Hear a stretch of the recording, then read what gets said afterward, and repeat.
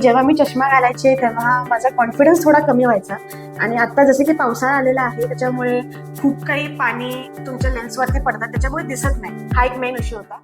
नमस्कार, माझं नाव मृणाल बोधे आहे आणि माझं लेसिक सर्जरी झालेली आहे. तर इनिशियली माझा नंबर -2.5 होता.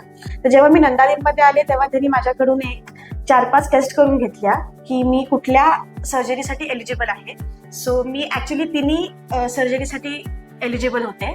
सो मी लेसिक सर्जरी करण्याचा पप्पांना सांगितलं की आता आपण लेसिक सर्जरी करूया. माझी सर्जरी प्रसन्न सरांनी केली आणि माझी सर्जरी एकदम पेनलेस होती, तुम्हाला काही जाणवत नाही आणि खूप माझी सर्जरी 15-20 मिनिटात झाली. आणि सर्जरी झाल्यानंतर माझ्या डोळ्यांमध्ये 1-2-3 ड्रॉप्स मला प्रिस्क्राईब केले होते, ते कंटिन्युअस एक आठवडाभर टाकायचे होते. सर्जरी पेनलेस आहे.